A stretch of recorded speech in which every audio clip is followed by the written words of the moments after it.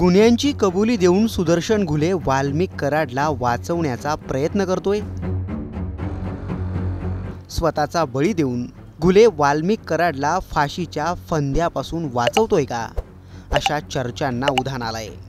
उज्ज्वल निकमांनी न्यायालयात केलेले युक्तिवाद आणि त्याच्या अगदी 24 तासातच स्वतः सुदर्शन घुलेने गुन्ह्याची दिलेली कबुली या टायमिंगवरूनही आता कुजबूज सुरू झाली आहे। देशमुखांची हत्या करणाऱ्या टोळीचा म्होरक्या घुले आहे। निकमांच्या या युक्तिवादावरूनही दमानी यांनी प्रश्नचिन्ह उपस्थित केले। नेमके त्यामागची कारणे काय? घुले आपल्या आकाला खरंच वाचवतोय का, याचाच सविस्तर आढावा या व्हिडिओतून घेणार आहोत।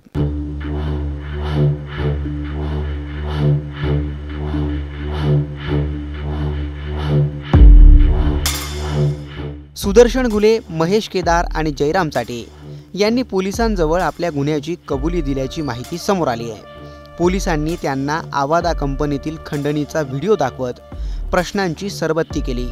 त्यात हे 3 आरोपी अडकल्याचं बोललं गेलं, पण यातून वाल्मिक कराडला वाचवण्याचा प्रयत्न केला जातोय का, असेही प्रश्न विचारले गेले। हे प्रश्न विचारण्यामागची कारणे काय ते समजून घेऊयात।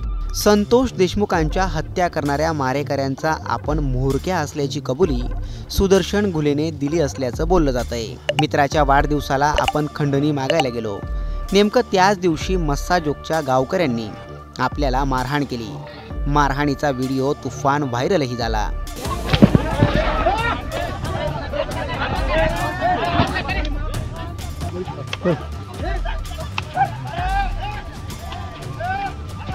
त्याच रागातून सरपंच संतोष देशमुखांच्या हत्येचा कट रचल्याचं घुलेने सांगितलं।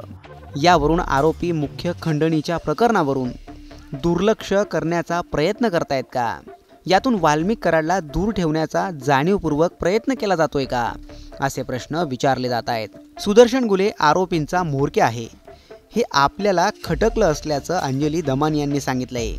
एका माध्यमाशी बोलताना त्यांनी उज्ज्वल निकमांच्या एका युक्तिवादावरूनही शंका उपस्थित केली आहे। उज्ज्वल निकम यांनी संतोष देशमुखांची हत्या करणाऱ्या आरोपींचा म्होरक्या सुदर्शन घुले असल्याचा युक्तिवाद केला होता।